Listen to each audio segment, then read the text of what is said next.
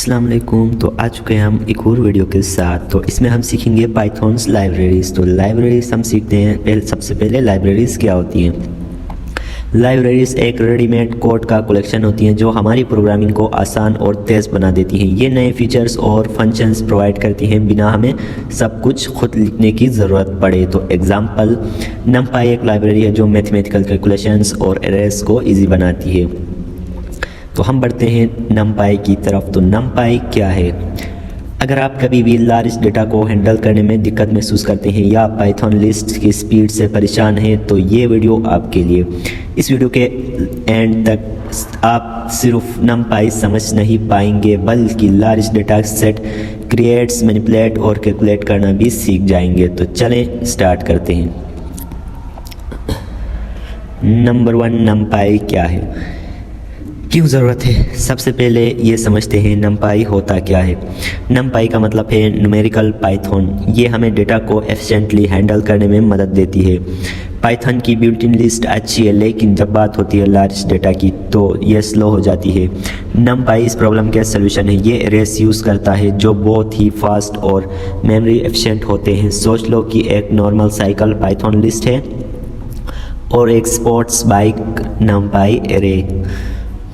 अगर आपके सिस्टम में numpy इंस्टॉल नहीं है तो सबसे पहले टर्मिनल या cmd कमांड ओपन करेंगे। इसके लिए हम यहाँ पर सर्च बार में जाके लिखेंगे cmd और हमारे पास ये cmd यहाँ पर आ जाएगा। तो इसमें हम सिंपली लिखेंगे pip इंस्टॉल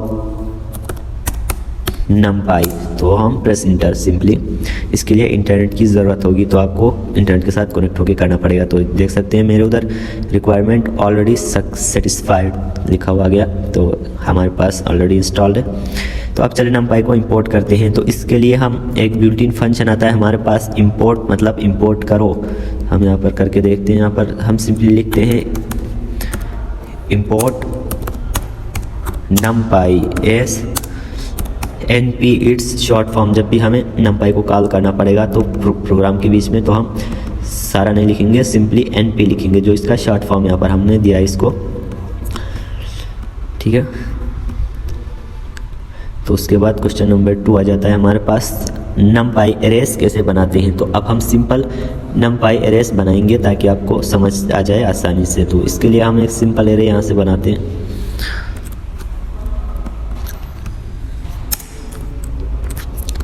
तो हमने यहाँ पर देख सकते हैं हमने एक वेरिएबल डिक्लेयर किया है array1 के नाम से और इसको इक्वल टू किया है numpy.array np.array और इसके अंदर एक लिस्ट पास की है जो कि सिंपल एक लिस्ट है। इसको ये एरे के अंदर ये कन्वर्ट कर लेगा। एरे के अंदर कन्वर्ट करके जो है वो प्रिंट का हमने यहाँ पर फंक्शन इस्तेमाल किया है, ये इसको सिंपली प्रिंट करवा देगा। तो हम रन करके चेक कर लेते हैं कोड को। ये क्या बोल रहा है?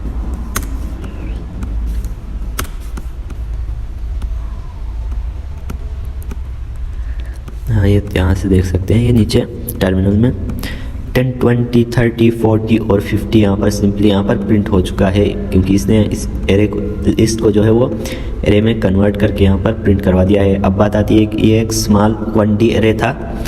अगर यहाँ पर मैट्रिक्स की फॉर्म में अगर एक 2D एरे आ जाए तो कैसे करेंगे ये समझते हैं। तो इसके लिए एक 2D एरे है, हम इसको उठा के यहाँ पर इसको चेक कर लेते हैं, साथ में इसको भी करते हैं। तो यहाँ पर देख सकते हैं ये पहला वाला हमारे पास ये एरे आ गया है और ये नीचे देख सकते हैं मैट्रिक्स की फॉर्म में यहाँ पर हमने 2 एरेस यहाँ पर इसको पास 2 लिस्ट पास की थी जिसको इसने एरे की फॉर्म में यहाँ पर 2x2 के फॉर्म में मैट्रिक्स में यहाँ पर इसको कन्वर्ट कर दिया है सिंपल। तो यहाँ पर हम आ जाते हैं उसके बाद 3D एरे क्यूब की तरह स्ट्रक्चर। तो यहाँ पर 3D एरे को भी करके देखते हैं।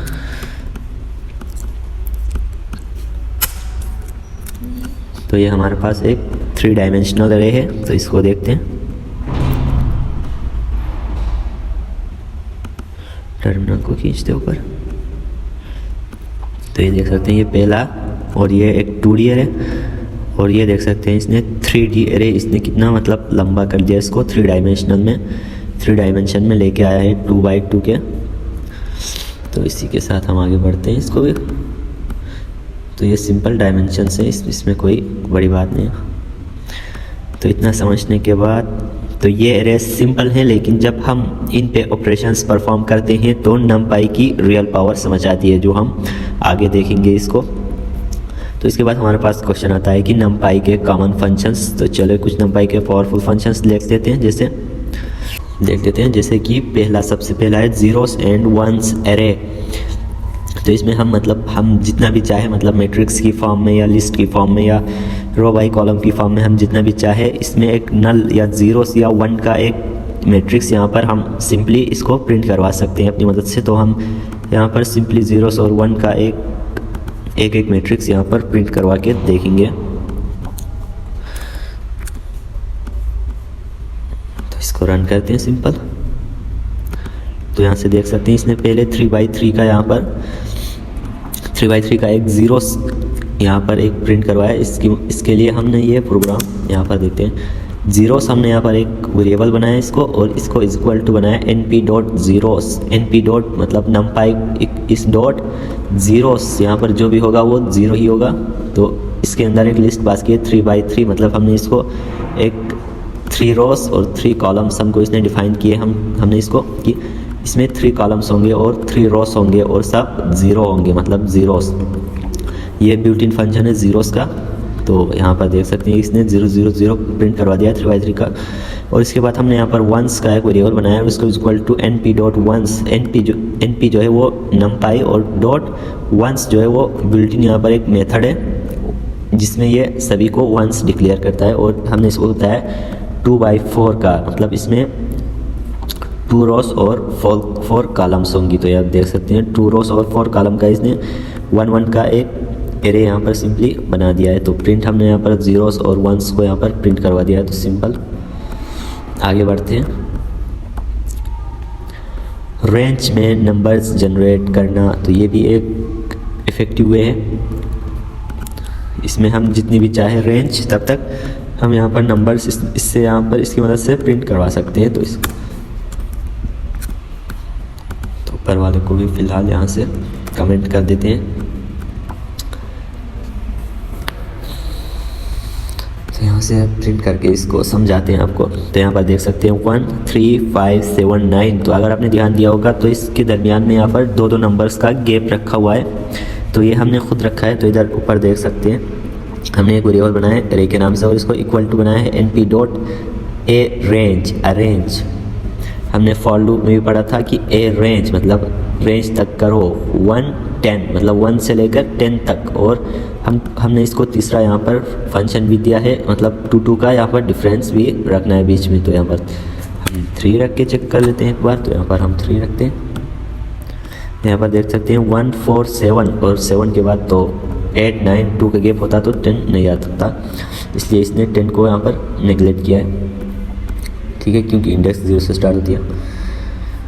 तो इसी तरह देख सकते हैं ये यहाँ भी हम रेंज तक भी यहाँ से 100 तक भी कर सकते हैं। तो यहाँ पर 100 भी कर सकते हैं। हम एक रेंज भी यहाँ से प्रिंट करवा सकते हैं। तो इसलिए देख सकते हैं 3 के डिफरेंस के साथ इसने 100 तक यहाँ तक प्रिंट कर दिया इसको। तो ये था हमारे पास रेंज।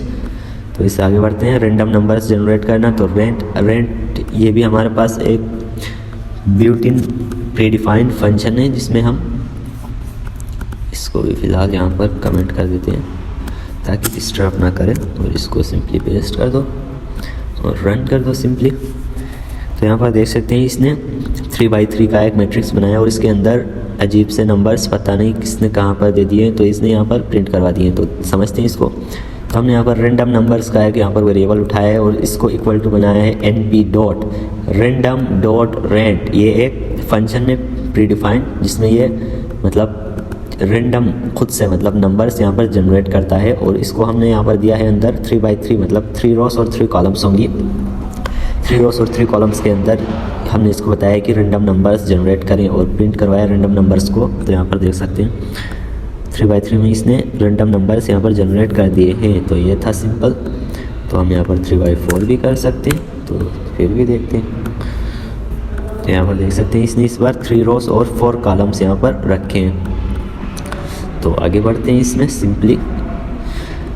ये फंक्शन आपकी कोडिंग लाइफ को बहुत आसान बना देते हैं। तो इसे बताने की बात है। Now next question is नमपाई array में डेटा एक्सेस और मॉडिफिकेशन कैसे करनी पड़ती है वो हम सीखेंगे अभी। नमपाई में एलिमेंट्स को एक्सेस करना बिल्कुल पाइथन लिस्ट जैसे ही है, लेकिन कुछ पावरफुल ट्रिक्स भी होते हैं। तो यहाँ पर देखते हैं पावरफुल ट्रिक्स को। तो इसके लिए हम पहले तो इसको कमेंट करें, फिर यहाँ पर कहाँ से करें, हम इसी को एग्जांपल बना के इसी से कर दें। तो इसको नीचे वाले को इसकी ज़रूरत नहीं है, इसको रन करके पहले चेक कर लेते हैं कि ये चलता है। ठीक है, चल गया। तो हम अभी देख सकते हैं यहाँ से प्रिंट एरे यहाँ पर, उसके बाद हम यहाँ पर स्क्वायर ब्रैकेट के अंदर दे देंगे 1। चलो पहले इंडेक्स 1 को यहाँ पर कॉल करते हैं। तो देख सकते हैं यहाँ पर इंडेक्स 1 जो है वो यहाँ पर 20 यहाँ पर सिंपली हमने एक्सेस किया है इसको इंडेक्स के ज़रिए।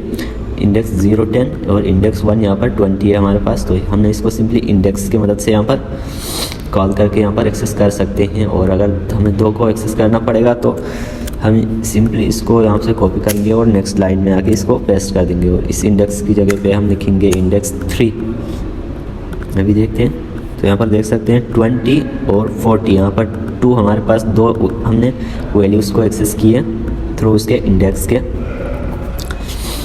तो यहाँ पर देख सकते हैं हमने 2 कर लिए। तो उसके बाद मल्टीपल एलिमेंट्स कैसे सिलेक्ट करें। तो मल्टीपल एलिमेंट्स अगर आपको ऊपर नीचे लाइन्स में चाहिए तो आपको अलग अलग प्रिंट लिखना पड़ेगा। और अगर आपको 1 लाइन में ही अगर 2 को एक्सेस करना है तो सिंपली इसके अंदर एक सेमी कॉलम लगाएं और 2 भी यहाँ से सिंपली लिख लें। तो फिर से यहाँ 20 कर लिया इसने।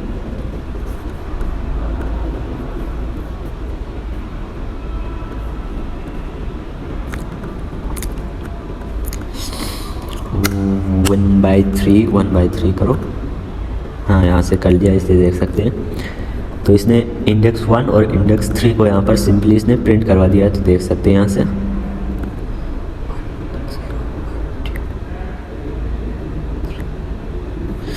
तो सिंपल हो गया यहाँ से।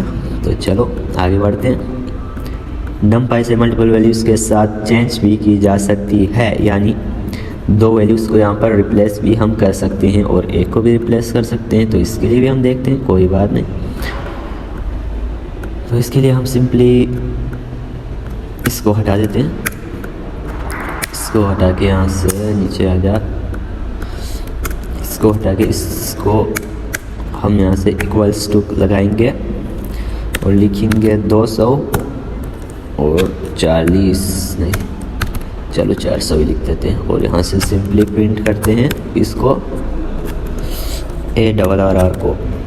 तो एरे को यहाँ सिंपली प्रिंट करते हैं। तो देखते हैं इसका आउटपुट। तो यहाँ पर देख सकते हैं इसने जो 1 और 3 जो है था 1 और 3 पे जो था इसको यहाँ इसने चेंज करके 200 और 400 यहाँ पर इसने सिंपली लिख लिया है।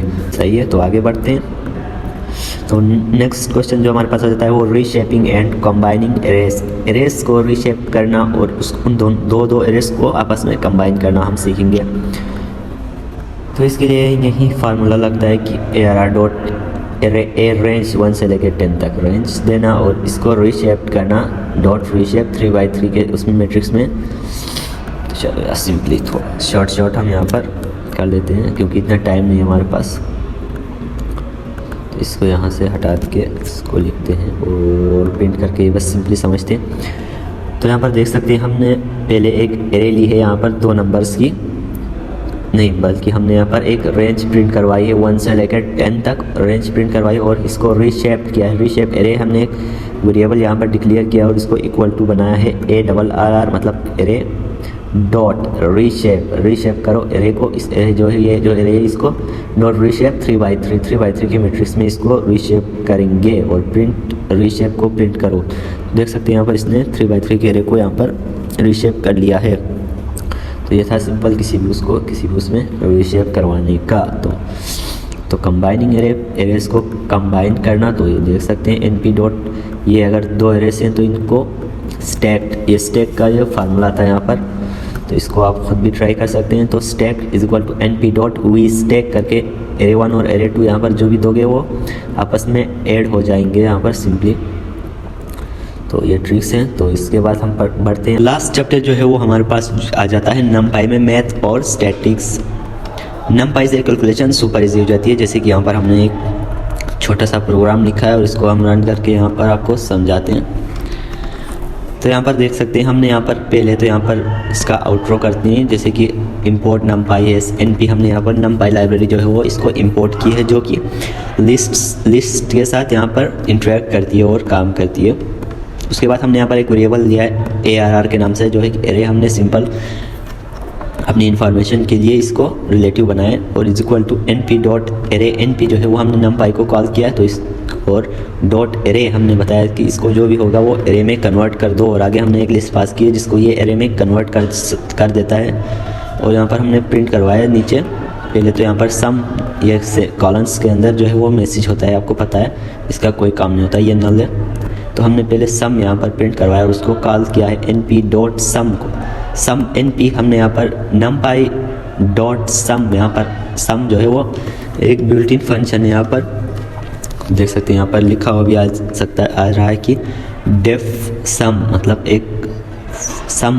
एक फंक्शन है जो लिस्ट में जितने भी वैल्यूज होंगी सबको प्लस कर देगा। और ARR यहाँ पर हमने इसको बताया है कि किस लिस्ट से आपने प्लस करनी है। तो ARR यहाँ पर देख सकते हैं, ARR जो वेरिएबल के अंदर जो यहाँ पर लिस्ट पड़ी हुई है इसके अंदर जो भी वैल्यूज है सबको यहाँ पर सम कर दे और प्रिंट कर दे। तो देख सकते हैं यहाँ पर इसने पहले तो सम यहाँ पर प्रिंट किया और 15 यहाँ पर इन सबको प्लस करके यहाँ पर 15 आंसर आया था वो इसने यहाँ पर कर दिया है। और इसी तरह हमने प्रिंट यहाँ पर मीन किया है और NP डॉट मीन, और मीन कहाँ से, ARR से मीन निकालो, मतलब इसकी सेंटर वैल्यू जो है वहाँ ये हमारे पास मीन जो है वो इसका 3 आ जाता था, इसलिए इसने 3.0 निकाल लिया इसने मीन। तो यहाँ पर देख सकते हैं यहाँ इस तरफ भी 2 वैल्यूज़, इस तरफ भी 2 वैल्यूज़, और मीन जो है वो 5 यहाँ पर बच जाता था।